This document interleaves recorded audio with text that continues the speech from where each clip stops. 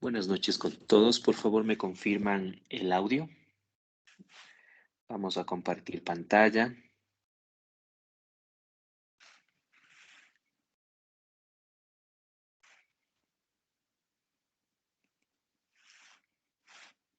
Listo, me confirman por favor el audio y la pizarra si estamos viendo.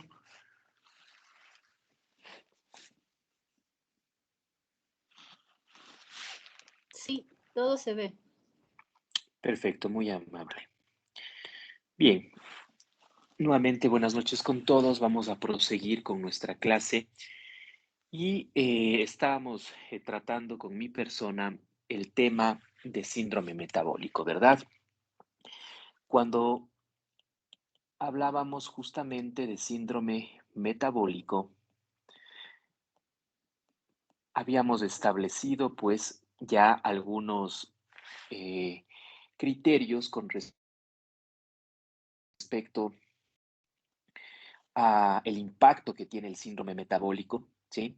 Habíamos hablado también sobre las definiciones que de forma retrospectiva han ido apareciendo y que claro, estábamos o nos habíamos quedado ya con los criterios del ATP3, de la IDF, principalmente con respecto a cada una de sus variables que lo definían los niveles de glucosa, HDL, triglicéridos, la presencia de o lo que corresponde al perímetro abdominal y la hipertensión arterial. ¿Sí? Habíamos también establecido y habíamos comenzado a hablar acerca de lo que son la terapia o el tratamiento del síndrome metabólico. Y nos vamos a enfocar eh, más detenidamente en la terapia, ¿no? Cuando yo hablo de la terapia del síndrome metabólico, mi actuación debe estar justamente dirigida a lo que es la modificación de estilos de vida, modificar estilos de vida. Por otra parte, debe estas acciones, estas intervenciones, promover la prevención de, lógicamente, la diabetes mellitus tipo 2 y, por supuesto, hablar también de una reducción del riesgo cardiovascular. Les había dicho que el impacto que tiene justamente el síndrome metabólico radica en aquello, ¿no? En aumentar hasta 2 veces, 2, 3 veces, según algunas revisiones, el riesgo de diabetes mellitus y hasta 4 o 5 veces el riesgo cardiovascular de una persona, ¿sí? En estos tres ejes fundamentales, doctores, tiene que enfocarse o tiene que centrarse la terapia del síndrome metabólico. Ahora bien, dentro de cada una de ellas, por supuesto, modificar estilos de vida, hablamos de la dieta, hablamos de el ejercicio, ¿sí? En lo que respecta a la prevención de la diabetes mellitus tipo 2, obviamente también hablamos de dieta, también hablamos de ejercicio, pero también se puede sumar aquí la presencia de agentes hipoglucemiantes, agentes hipoglucemiantes en este contexto, ¿no? Y por otra parte, la reducción del riesgo cardiovascular, que de igual manera la dieta y el ejercicio son importantes, pero van encaminado también la presencia de fármacos orientados a reducir los niveles de los lípidos, ¿sí? O a modificar o a tratar la dislipidemia.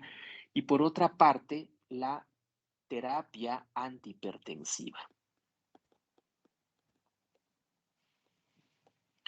Entonces, en resumen, nuestra terapia para el síndrome metabólico debe tener estos elementos fundamentales en su estructura, ¿no? Debemos hablar, claro está, de la dieta, del ejercicio, de agentes hipoglucemiantes, de agentes para reducir los lípidos y tratamiento antihipertensivo, y de esta manera atacar justamente en estos tres pilares fundamentales o actuar en estos tres pilares fundamentales, que es modificar los estilos de vida, prevención de la diabetes mellitus tipo 2 y la reducción del riesgo cardiovascular. Algunos aspectos ya los habíamos topado, ¿sí? En nuestra clase anterior habíamos hablado algunos aspectos referente al ejercicio, ¿sí? De igual manera, algunos aspectos en cuanto a la dieta, ¿sí? Que tenemos pues a lo largo de, bueno, de numerosos estudios, algunos ejemplos de dieta como la dieta mediterránea, ¿no es cierto? Que es una dieta básicamente rica en frutas, rica en vegetales, en nueces, en cereales, aceite de oliva, baja en grasa, ¿sí? Más o menos tiene ese contexto una dieta mediterránea. También deben haber ustedes escuchado la dieta DASH, que es la dieta valorada o aprobada para parar la hipertensión, que es una dieta básicamente con restricción de sodio, ¿sí? Específicamente no más allá de 2,4 gramos de sodio. Una dieta justamente rica en potasio, rica en calcio y baja, rica en frutas, verduras y baja obviamente en grasas principalmente, ¿no? El consumo de alimentos que tengan un índice glucémico bajo, de igual manera, ¿sí? Recuerden ustedes que existen alimentos que manejan índices glicémicos diferentes, ¿ya? Y eso obviamente implica o tiene una connotación en justamente la presencia o el aumento o los niveles altos de kilocalorías en este caso. Una dieta rica en fibra, ¿sí? De igual manera, hablamos de una dieta rica en fibra, que es una dieta con niveles superiores o iguales a 30 gramos, ¿no? Vamos a ir anotando algunos aspectos acá referente a cada uno de estos puntos. Les decía, con respecto a la dieta, vamos a tener algunos ejemplos. La dieta mediterránea, vamos a tener nosotros la dieta DASH.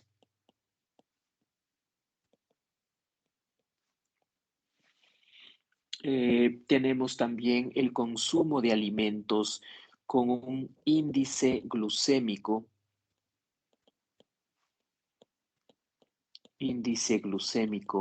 reducido.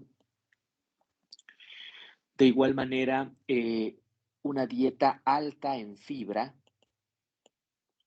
que aporte por lo menos una cantidad mayor o igual de 30 gramos al día de fibra. ¿Sí? Esto por ponerles algunos de los ejemplos con respecto a la dieta. ¿Sí? Con respecto al ejercicio,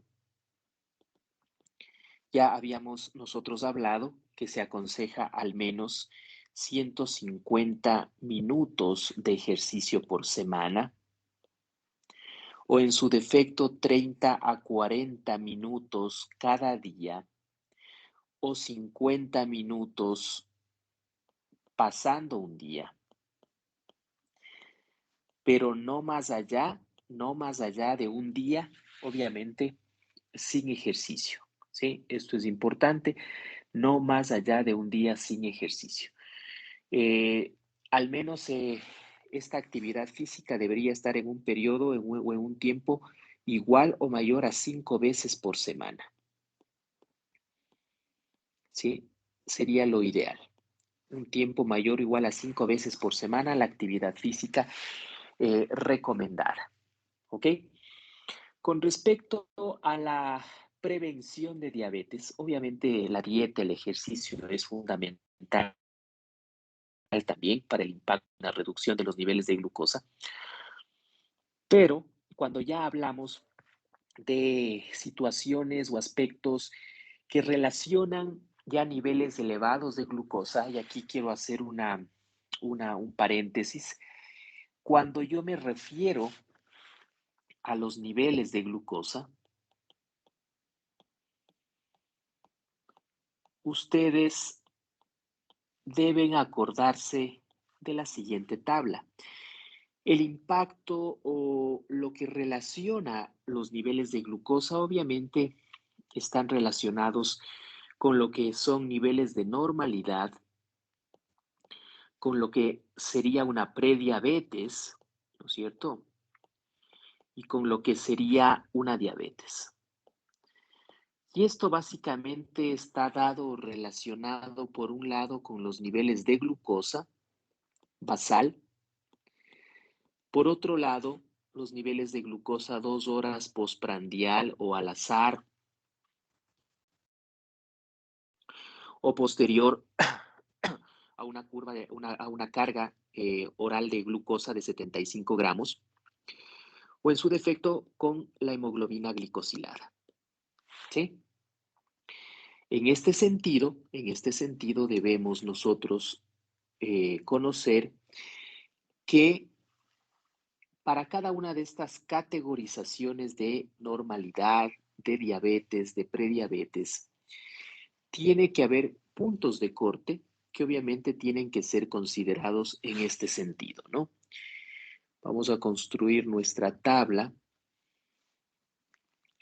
que nos va a enseñar cómo son estos valores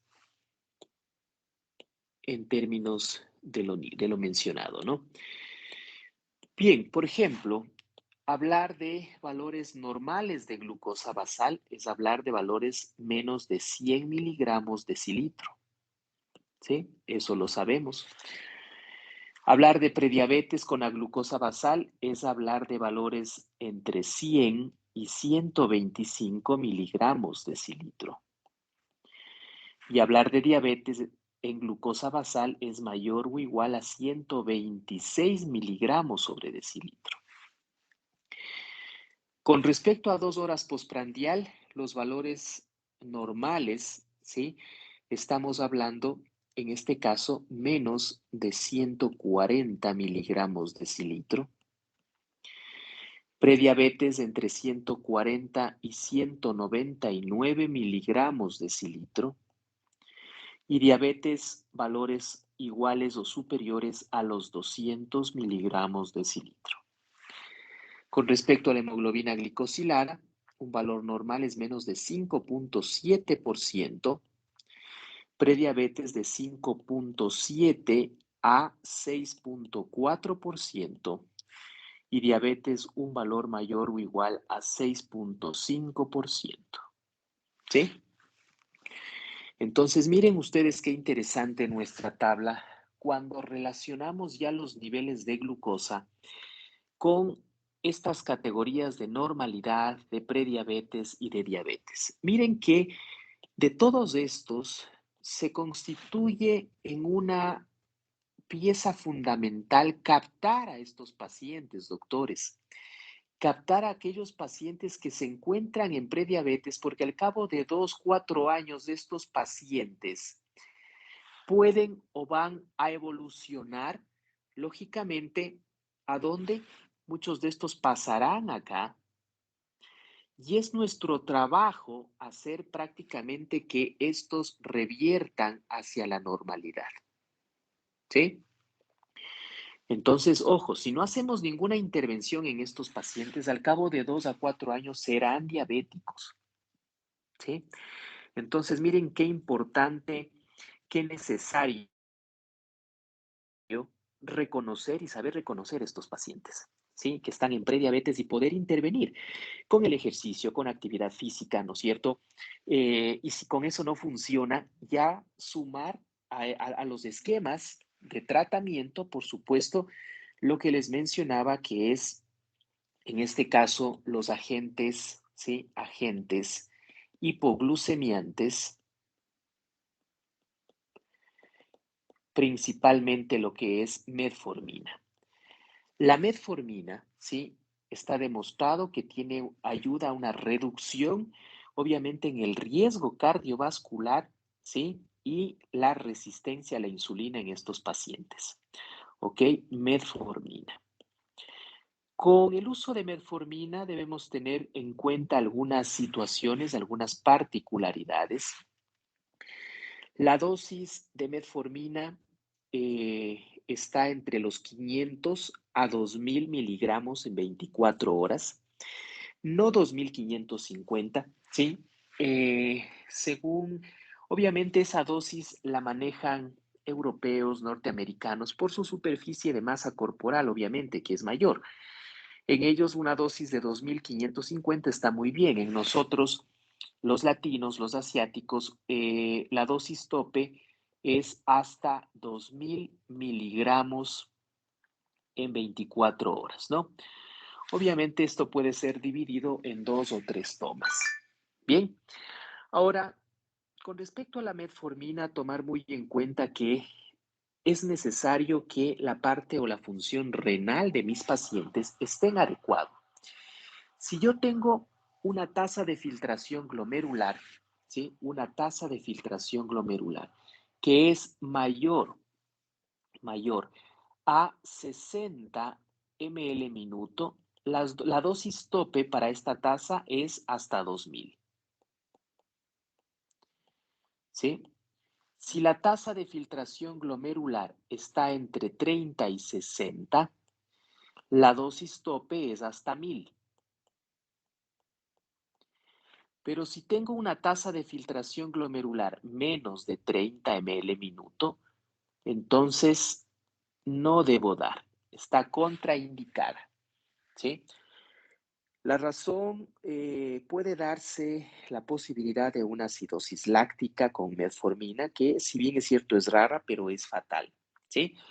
Entonces tengan cuidado con eso. Tomen en cuenta que siempre y cuando no esté contraindicada, uno de los tratamientos hipoglucemiantes orales de elección y que obviamente está considerada en la resistencia a la insulina es la metformina, ¿sí? En las dosis que les menciono para nuestra población y haciendo una evaluación, por supuesto, de la tasa de filtración glomerular en este sentido, ¿sí? Entonces, ojo con eso. Sí, la metformina, les decía, se ha constituido a pesar de los años, es uno de los pocos fármacos que reducen el riesgo cardiovascular, ¿sí? Ahora los SGLT1 y también lo que es, por ejemplo, la empaglifosina, que ha demostrado también pues una reducción en el riesgo cardiovascular a través de este estudio, el EMPA-REC, eh, con características muy similares a la metformina. Quizás estos dos son los únicos que actualmente han demostrado una reducción del riesgo cardiovascular, ¿ya? Entonces, ojo con eso, ¿sí? Que es necesario, pues, si ya ha fracasado la dieta, si ha fracasado el ejercicio, lógicamente metformina es clave en este sentido. Bien, hasta aquí alguna pregunta, doctores. ¿Sí me están escuchando? ¿Dudas, Sí, doctor. preguntas? Claro. Perfecto, perfecto. Bien, ¿alguna duda entonces?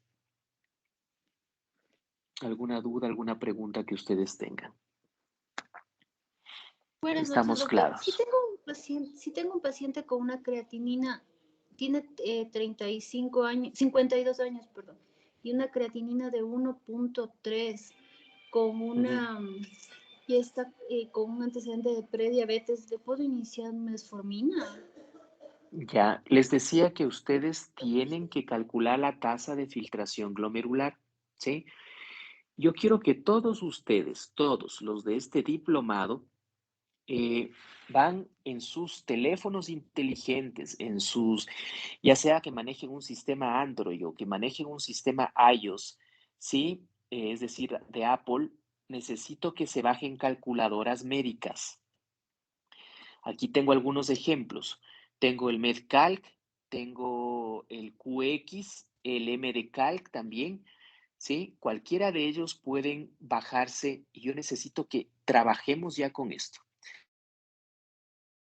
Así como les di el link de las aplicaciones que espero que ya lo estén usando, ¿sí? Porque si no, no tiene sentido. Espero que lo hayan moneado estos días y mejor aún que en su consulta ya estén trabajando con esto o por lo menos ya solicitando para clínicos o exámenes para ajustarse a lo que te pide esta calculadora, porque es muy común ver en las consultas que tú pides colesterol y triglicéridos y punto.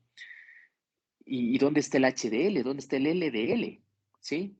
Entonces, espero que ya estén usando estas herramientas. Asimismo, van a utilizar calculadoras, ¿sí? Eh, como esta del QX les decía, aquí ustedes tienen fórmulas para el cálculo de la tasa de filtración glomerular, tienen por ejemplo la fórmula del MDRD, y tienen también fórmulas como el Cochrane Gold, tienen la del CK de EPI, ¿sí? Yo suelo utilizar la del MDRD en pacientes que no tienen desnutrición. Y en pacientes que tienen desnutrición, yo utilizo Cochrane, ¿sí? Por ejemplo, aquí tiene esta del MDRD, donde le pide el género. ¿Qué género es su paciente? ¿Masculino o femenino? Masculino es dos. Ya, es un masculino, no es afroamericano. No, ¿Cuántos años tiene? 50 tiene. 50 años y una creatinina de 1.3. 1.3. Usted tiene una tasa de filtración glomerular de 62 ml minuto. ¿Cuánto puede usar con 62 según lo que le dije? Hasta 1000. No, con más de 60 usted puede usar los 2000 tranquilamente. ¿Sí? Ah, hasta 2000, perdón, sí. Ajá. Ajá, entonces, ojo que vayan siendo progresivos en el tratamiento. Ok. Gracias, Doc.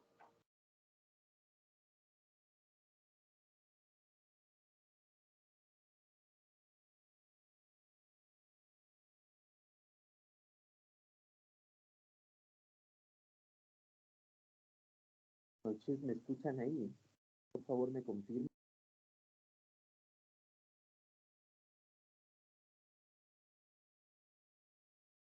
Se le escucha, pero no muy claro, Doc. Ok, ok.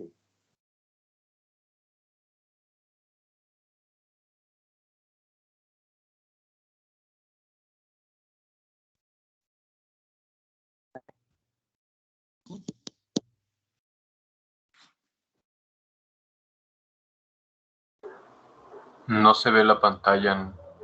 Ya, pero sí me están escuchando. Muy bajito. Ok, ok. Ya. ¿La pantalla están visualizando en este momento? ¿Sí? Sí. Sí, Ya, perfecto, listo. Gracias.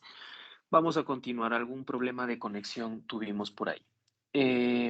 Bien, les decía entonces que dentro de a nuestra compañera que nos estaba preguntando, obviamente, estas calculadoras médicas nos van a permitir tener una aproximación justamente para la tasa de filtración glomerular y así nosotros pues establecer la dosis de metformina que le correspondería a mi paciente, ¿no? Siempre les decía, sean progresivos, no se lancen a la dosis tope de una, sino vayan siendo progresivos, 500, 850, 1000, 1500. La idea es alcanzar la meta. ¿Cuál es la meta que van a alcanzar aquí? La meta, lógicamente, es tener o revertir a nuestro paciente. Apaguemos los micrófonos ya, por favor. La idea es revertir, ¿sí? Justamente la condición de prediabetes de ese paciente, ¿sí? A lo que es la normalidad. Y si el paciente ya es diabético, obviamente las metas aquí son otras. Cuando el paciente ya es diabético, ¿sí? Vamos a hablar de metas. Si está en prediabetes, obviamente el paciente tiene que retornar a estas metas, ¿sí? Pero si el paciente es diabético, ustedes deben tener una glucosa en ayunas, ¿sí? Menor de 140 miligramos decilitro. Y si es una glucosa 2 horas postprandial, tiene que ser menos de 180 miligramos decilitro. La meta de hemoglobina glicosilada debe ser menos del 7% en algunos casos y menos del 8% en otros. ¿Sí? Ustedes dirán, bueno, ¿y en quién es menos de 7% y en quién es menos de 8%? Menos de 7% en un paciente adulto joven que no tenga comorbilidades y que sea autónomo en el manejo de su diabetes, es decir, que no dependa de terceros para ponerse la insulina, para tomar la medicación, etcétera, etcétera, ¿sí? Y sobre todo que tenga una expectativa de vida más allá de 10 años, ¿sí? Eso en él, para la meta menos del 7%. Pero si en quienes menos del 8%, pacientes adultos mayores que no tengan una expectativa de vida más allá de los 10 años, que tengan múltiples comorbilidades, es decir, aparte de ser diabéticos, son hipertensos, son insuficientes renales, tienen EPO, insuficiencia cardíaca, etcétera, etcétera. O en su defecto, que dependan de terceros para el manejo o control de su enfermedad, ¿sí? Entonces, mucho ojo con eso. En la hemoglobina glicosilada vamos a manejar esas metas, menos del 8% y menos del 7 y menos del 8%, dependiendo obviamente el paciente. ¿Ok? ¿Estamos claros en este sentido? ¿Dudas con respecto a este primer punto? ¿Alguna duda? Espero haberle solventado su interrogante, doctora, ¿no? Entonces ya sabe cómo aplicar en este caso estos conceptos. Sí, muchas gracias, Doc. ¿Alguna otra duda? Ok, ¿alguna otra duda? Bien, siguiendo pues con nuestro algoritmo de tratamiento, ¿sí? Hemos visto los agentes hipoglucemiantes. Con respecto a los lípidos, es necesario que utilicemos, si es el caso, si existen criterios para usar lógicamente estatinas, ¿sí? ¿Y cómo vamos a definir la necesidad de estatinas? Les había yo pasado unos links que están basados en lo que es una calculadora de la ACCAJA 2013, en la cual obviamente ustedes van a prescribir estatinas siempre con un riesgo cardiovascular mayor del 7.5%, o en su defecto que el paciente obviamente tenga diabetes mellitus, tenga antecedentes de una enfermedad coronaria, de que el paciente tenga niveles de LDL mayores a 190, así no sea diabético, así no haya tenido otra enfermedad previa, pero solo el hecho de tener un LDL más de 190 lo convierte en candidato de usar estatinas. Y estatinas de alta intensidad, ¿no? No se olviden que ahora las dosis de estatinas están o deben estar clasificadas justamente en baja, moderada y alta intensidad. Entonces, en base a eso, sí, ya hablaremos en el capítulo, me imagino, no sé si están topando en dislipidemias aquellos, si no, ya hemos de topar este tema que es interesante que ustedes lo manejen, pero mientras tanto van a defenderse con los links y a través de ese link ustedes determinarán si el paciente requiere o no requiere estatinas. No es de dar así nomás por dar a todo el mundo, ¿sí? Debes de establecer cuál es el riesgo cardiovascular que éste tiene.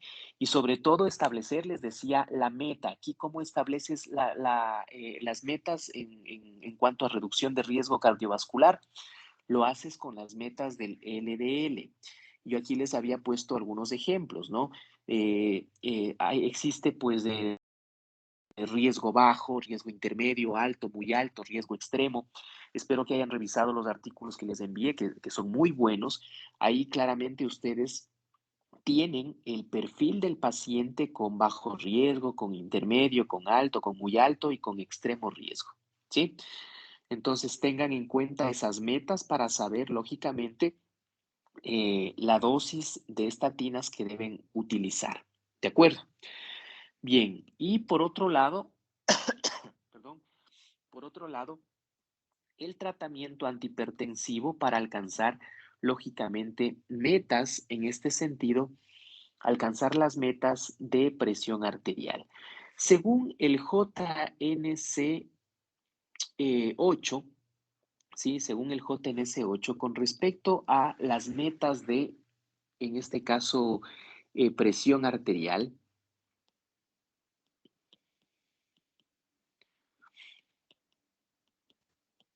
y les decía, según el JNC 8, nos habla de que debes dividir a tus pacientes en menores de 60 años y por otro lado mayores de 60 años. Menores de 60 años prácticamente deben manejar presiones de menos de 140 sobre menos de 90. Y mayores de 60 años obviamente deben manejar presiones menos de 150 sobre menos de 90. Ahora bien, en este contexto, ¿sí? Si el paciente ya es diabético, si el paciente tiene enfermedad renal crónica, si el paciente tiene algún accidente cerebrovascular previo, ¿sí? Las metas en este caso de ese paciente tienen que ser menores de 130 sobre menos de 80 milímetros de mercurio, ¿sí? Ojo con estas metas. ¿Sí? Esto, lo de arriba, prácticamente sin comorbilidades, ¿no? Esto en un paciente sin comorbilidades. Y esto, obviamente, en un paciente con comorbilidades. Con respecto a la clasificación de la hipertensión arterial, ¿sí? Justamente tenemos la Sociedad Europea que sacó nuevas guías en el 2017 y que, claro, son mucho más estrictos, ¿no es cierto?, en el control justamente de la presión arterial. Ellos ya te hablan prácticamente de un nivel normal, ¿sí? Te hablan de un nivel elevado, te hablan de una hipertensión arterial grado 1, de una hipertensión arterial grado 2. Ya no tanto en el contexto de como teníamos en el JNS 7 algunos otros estadios, y te dice aquí la presión arterial sistólica, la presión arterial diastólica. Lo normal es una sistólica menos de 120 y una diastólica menos de 80, ¿sí? Elevado ya es tener de 120 a 129 sobre igual menos de 80 acá. Hipertensión grado 1 de 130 a 139 y aquí de 80 a 89. Y grado 2 es hablar de una sistólica mayor o igual a 140 y una diastólica mayor a 90, mayor o igual a 90. Entonces, mira tú qué interesante, ¿sí? Estas nuevas metas en cuanto a la clasificación de la hipertensión arterial. Si tú comparas esto con el JNS 7, tú en el JNS 7 tenías hipertensión grado 2 prácticamente con valores mayores de 160, si mal no recuerdo. 160, 100, algo así era más, mayor o igual. El estudio, me parece que es el estudio, el SPRINT, que justamente establece que o reduce justamente estas metas porque se debe ser agresivo justamente en el control de la presión arterial para reducir el riesgo cardiovascular, y estas son las nuevas metas. Y tú prácticamente ya desde un nivel elevado ya debes ponerte pilas, ponerte atento. Es decir, mira en esto, tener ya una presión de 135/85, ¿sí? Mira, 135 sobre 85, tener esta presión ya es tener hipertensión grado 1, imagínate, ¿sí? Entonces, que obviamente dentro de lo que era el JNS 7, tener 135/85 no pasaba nada, ¿sí? Entonces, ten mucho o préstale mucha atención a esta nueva clasificación. Bueno, no es tan nueva, esto salió ya en el 2017, ¿no? Entonces, mucho ojo con esto. ¿Alguna duda?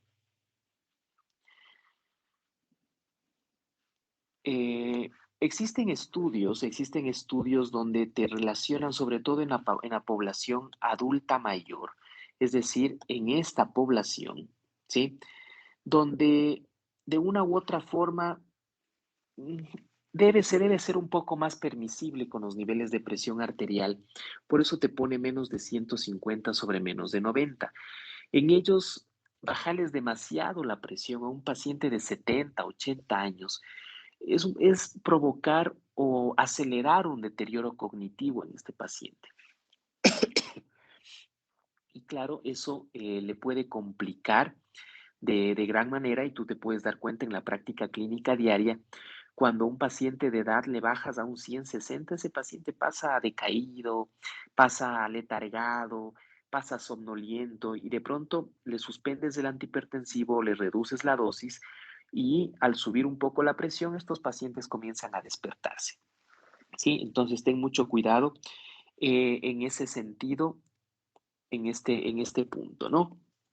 Bien, eso... Doctor, Sí, una preguntita, mi doctor Ortega. Un paciente hipertenso, obesidad grado 1, menor de 60 años, dentro del tratamiento, primera medida que baje de peso hasta sus niveles normales, entramos con una terapia doble porque está con una hipertensión arterial, sería ya pues con 100, la diastólica, sería grado 2.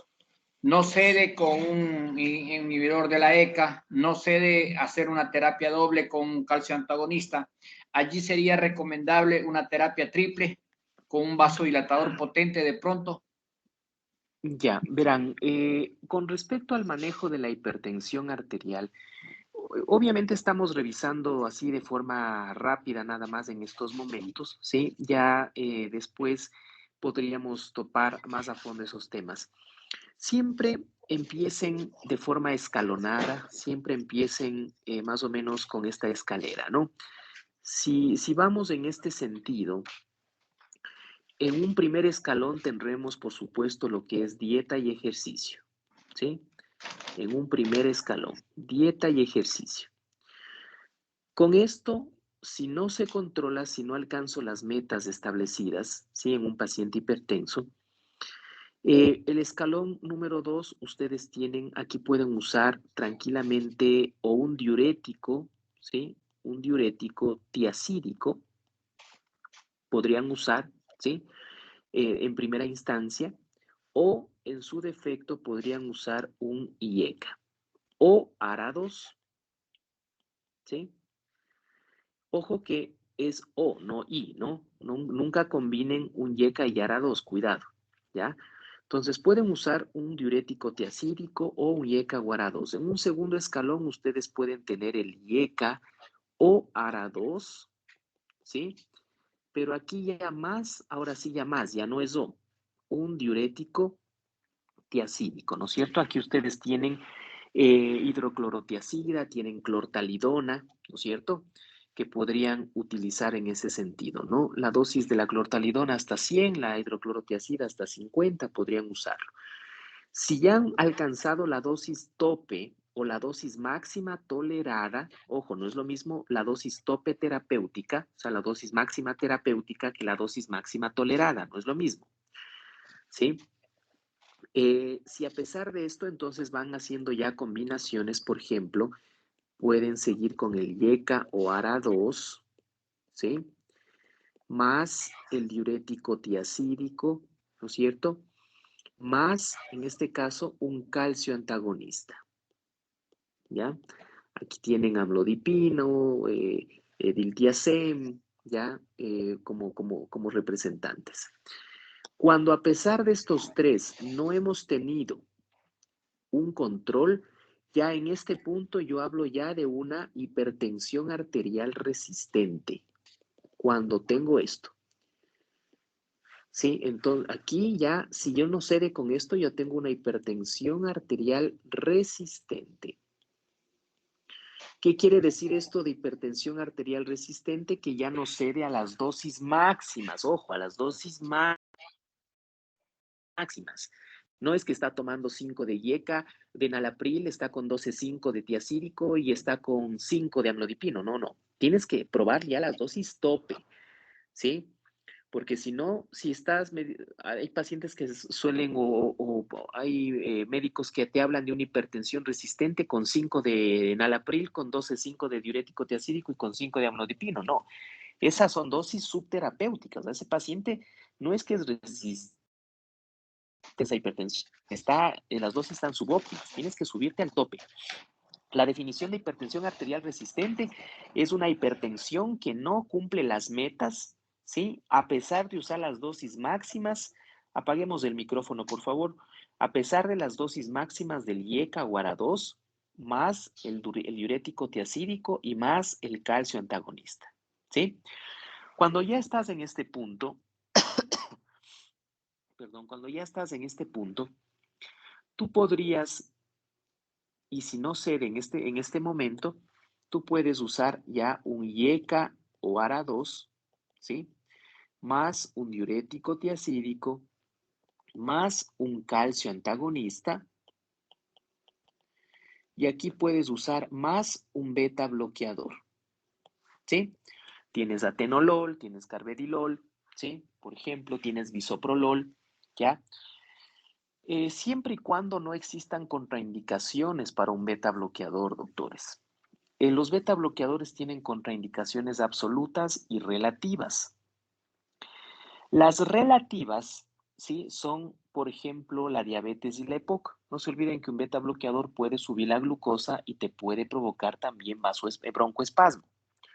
Entonces, el ser diabético, el tener EPOC, es una contraindicación, pero relativa. ¿Qué quiere decir eso? Que sí puedes darle, pero tendrás que mejorar su esquema de insulina, tendrás que aumentar los broncodilatadores para que no se sienta el uso del beta bloqueador, ¿sí?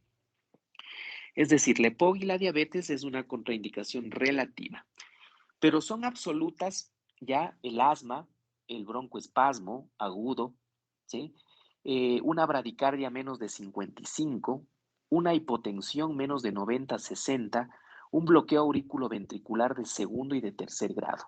Esas ya son contraindicaciones absolutas, es decir, ahí no puedes dar, no y no, punto. ¿Sí? Entonces ten en cuenta esa situación. Y de pronto, si es que con esto, a pesar de ya estar con esto, no alcanzas, ¿sí? Si a pesar de esto no alcanzas las metas, me voy a ir un poquito para acá, perdón, ¿no? Si con esto ya no alcanzas, un siguiente escalón en estos pacientes sería el IECA o ARA2, ¿sí? Más un diurético tiacídico, más un calcio antagonista, más un beta bloqueador, más un diurético ahorrador de potasio o antagonista de los receptores de aldosterona, que es en este caso la espironolactona. ¿Sí? Mira, entonces ahí tienes otra escalera, ¿no? Otro peldaño de la escalera, siempre y cuando no esté contraindicado. Ten mucho cuidado con la espironolactona y el riñón, ¿sí? En pacientes con niveles de creatinina alto, la espironolactona, los IECAS, los ARA2 pueden provocar hipercalemia. Y cuidado con las hipercalemias, ¿sí? La hipercalemia te puede dar arritmias fatales, te puede dar parada cardíaca, ten mucho cuidado, ¿sí? Entonces, mientras esto no es una receta de cocina, ¿no? Esto tendrás que individualizar dependiendo las características de tu paciente, ¿de acuerdo? Si a pesar, doctor, de esto no cumples las metas, ¿sí? Tú puedes usar un procedimiento que se llama denervación simpática. Denervación simpática renal. Este procedimiento de denervación simpática renal, bueno, es un procedimiento aún controversial. No es que ya, que consiste en entrar a través de la femoral, como cuando te hacen un cateterismo, llegan a las arterias renales y prácticamente provocan una ablación de todo el sistema simpático que rodea a las arterias renales. Le dejan sin sistema simpático prácticamente y eso evita la vasoconstricción.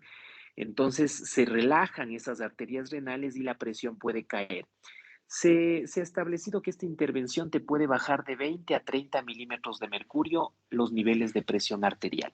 Es decir, no te permiten que te destetes de la medicación, te permiten que uses menos medicación o que llegues ya a controlarte. En mi práctica clínica solo he tenido un paciente en el cual he tenido que usar una denervación simpática renal. Es impresionante y desesperante porque ya estás con IECA guara-2, estás con diurético tiacídico, estás con calcio antagonista, estás con beta bloqueador a las dosis máximas toleradas, estás con espironolactona a la dosis máxima tolerada porque ya no aguanta tanto medicamento y está con diarrea, está con epigastalgia, está con náusea por todos los efectos adversos del medicamento. Y se realizó una denervación renal por catéter en Chile, le costó como 10,000 a 15,000 dólares más o menos. Esto te hablo de hace unos 5 años. Y lo máximo que alcanzamos, claro, no reducirte 25 milímetros de mercurio, él manejaba presiones de 220, 110, o sea, era una locura con todo esto. Entonces, logré estabilizarle en 180, 90. Claro, había también una hipertensión arterial sistólica aislada, ¿no? Pero ya con ese 180, 80 me parece que logré estabilizarle, ya era un logro para todo lo que habíamos intentado, ¿sí? Entonces, mira, te propongo esta escalera en el manejo de la hipertensión arterial. Insisto, esto no es una receta de cocina. Esto deberás individualizar en tus pacientes dependiendo las características de ellos. Si es un paciente con enfermedad renal crónica, no te vas a jugar por un IECA guara-2 porque eso le va a subir el potasio a la vez que le va a reducir la tasa de filtración glomerular. Si tiene problemas de los electrolitos, un sodio bajo, no vas a usar un diurético tiacídico, por ejemplo, ¿no es cierto? ¿Qué más? Si de pronto, qué sé yo, el calcio antagonista como el amlodipino le da edema de miembros inferiores, no le vas a dar, pues. O sea, tendrás que ir, si tiene una frecuencia cardíaca así, sin beta bloqueador, tiene 55. Si le das beta bloqueador, se va a ir al suelo. Es decir, ese paciente no es candidato a usar beta bloqueador. Es decir, tienes que ir haciendo las combinaciones en base a tu paciente. ¿Ok? ¿Está respondida la pregunta?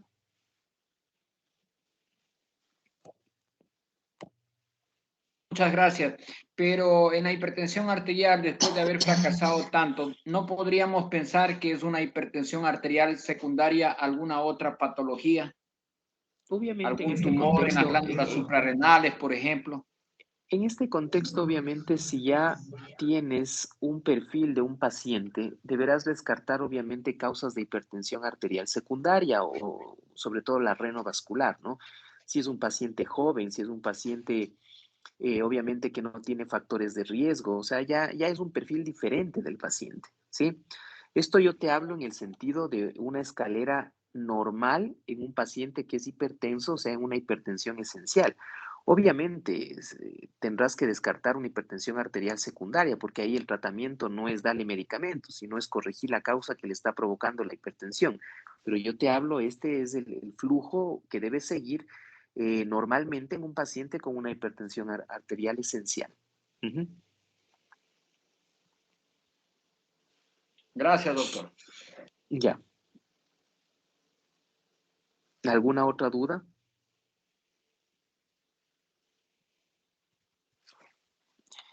Bien, y finalmente quiero enseñarles algunos ya aspectos referentes a cuál es el impacto, sobre todo en esta parte de los estilos de vida, ¿no? Una mnemotecnia, una mnemotecnia a base de el S, A, B, C, D, E. Esto me refiero básicamente a lo que es estilos de vida.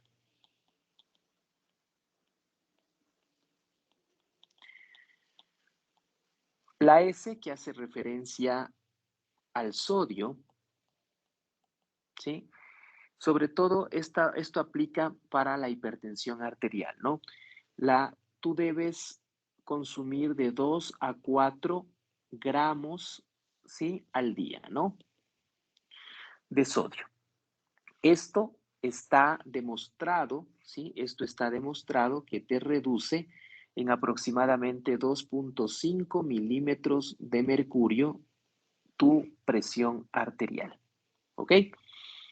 Con respecto a la A, hace referencia al alcohol.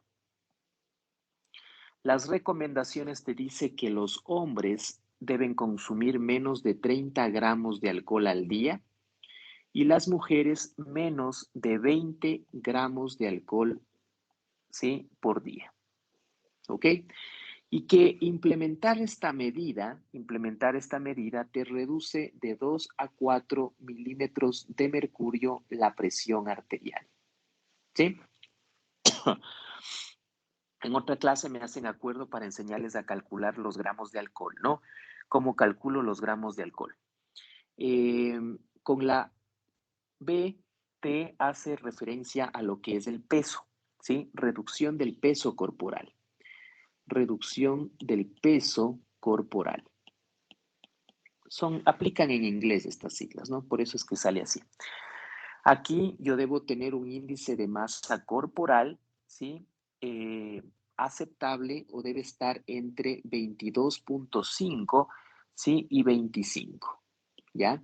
No hablo en rangos de normalidad, hablo en rangos de lo que tiene ya impacto para lo que es reducir los niveles de presión arterial en un paciente o en el contexto de un paciente hipertenso, ¿no? Prácticamente aquí se baja 1 milímetro de mercurio, ¿sí? Por cada kilogramo de peso de reducción, ¿no? Sí, poquito, un milímetro de mercurio por cada kilogramo de peso que se baje, ¿ok? Tengo la C, que hace referencia a dejar de fumar, ¿sí? No fumar, ¿ya? Tengo la D, que hace referencia a la dieta, que es lo que ya habíamos hablado, ¿sí? Y que dentro de la dieta destaca en la hipertensión arterial la dieta DASH, y que esto está relacionado con una reducción de la presión de 10 a 12 milímetros de mercurio. Mira qué interesante, ¿sí? Y con respecto a la E, hace referencia al ejercicio, ¿no? Que también ya lo habíamos comentado y que esto en promedio te permite una reducción de 3 a 7 milímetros de mercurio la presión arterial, ¿sí? Entonces, mira, tú tienes aquí algunos de los estilos de vida, esto aplicado a lo que es la hipertensión arterial, ¿no? Que claro, también en algunos aspectos se aplica a una dieta saludable en términos generales que ya hemos conversado, ¿sí? Entonces, mira, hemos avanzado algunos aspectos muy, muy interesantes con respecto al tratamiento del síndrome metabólico enfocado en estos tres ejes principales: dieta, ejercicio, agentes hipoglucemiantes, reducción de lípidos y tratamiento hipertensivo. ¿Ok? ¿Alguna duda final por parte de la clase? Con eso prácticamente habríamos terminado lo que corresponde a síndrome metabólico, ¿no? Una ¿Dudas inquietud, finales? doctor. Una Ajá. inquietud. Con lo referente a los diuréticos, en el caso de adultos mayores, bueno, digamos que con electrolitos estables, ¿en qué tiempo considera ser una valoración para saber si continuamos con los diuréticos o hacemos una rotación de tratamiento? Bueno, con respecto a los pacientes adultos mayores y los diuréticos, debes tener un poquito de recelo y de cuidado, ¿no? Ellos son muy lábiles al uso de los diuréticos y debes saber que si usas diuréticos tiacídicos, debes estar pilas con ese sodio. Cada mes, cada 2 meses, hazle controles del sodio si están utilizando diuréticos tiacídicos, como hidroclorotiazida y clortalidona. Si está usando espironolactona, pilas con el sodio, ¿sí? Para resumirles, el diurético tiacídico te baja sodio, ¿sí? El diurético ahorrador de potasio te baja sodio, pero te sube potasio. La furosemida, en cambio, te sube el sodio, pero te baja el potasio, ¿sí? Entonces ya con eso te das cuenta que tienes que controlar. Y esto puedes hacerlo cada mes, cada 2 meses, pero tienes que estar ahí muy alertas, muy alertas. Repito, el diurético tiacídico te baja sodio, ¿sí? La espironolactona te baja sodio, pero te sube potasio. Y la furosemida te baja potasio, pero te sube sodio, ¿sí? Entonces pilas con eso, ¿ya? ¿Alguna otra duda?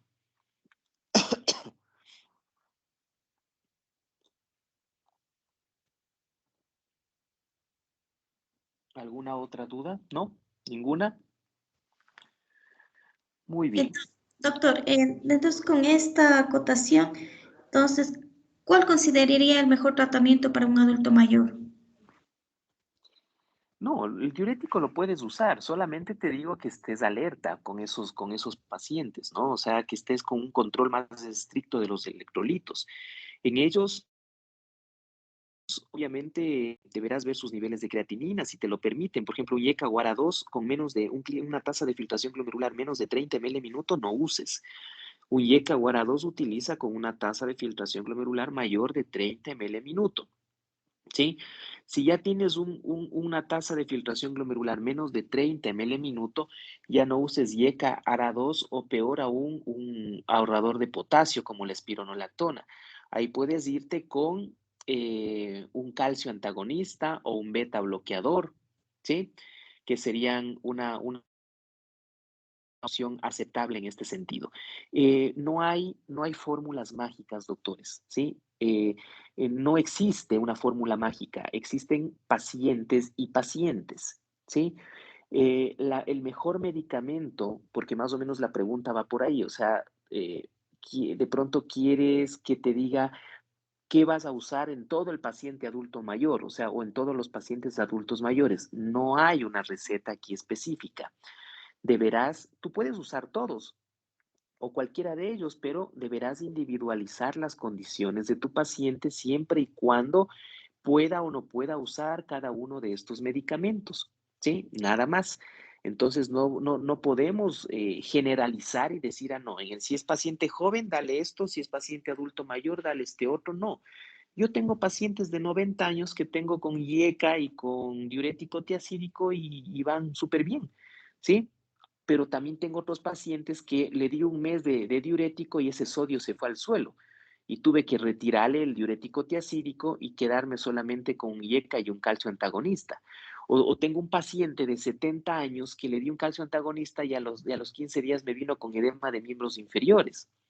O tengo un paciente que al inicio que tengo de 60 años, que tenía frecuencias de 90, le di el beta bloqueador y a la semana me vino con 40 de frecuencia cardíaca. O sea, sí se dan cuenta, ¿no? O sea, no puedo decirte esto uses, esto no uses. O sea, quien te va a decir eso será tu propio paciente en base a, digamos, a individualizar su tratamiento, evaluando cómo te está respondiendo con las metas y sobre todo también con la presencia de efectos adversos. ¿De acuerdo?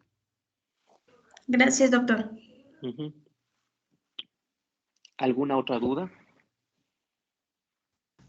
Doctor, disculpe, más que una duda, no sé si podríamos obtener la grabación de la clase porque le intenté ver si se quedaba en Teams el link para descargar, pero no lo encuentro porque como no tenemos un grupo de Teams fijo, sino que ingresamos por el enlace, no sé en dónde puedo encontrar.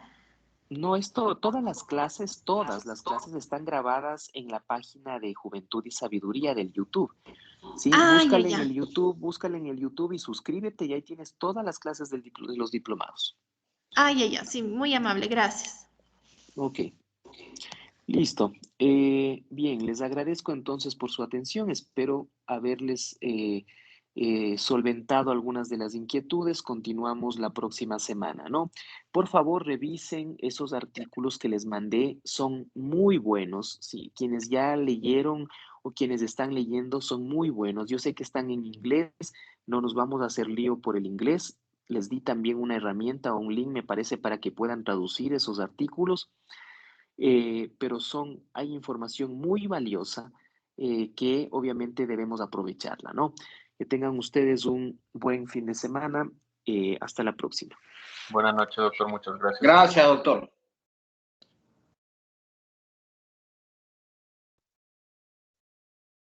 Buenas noches, muchas gracias.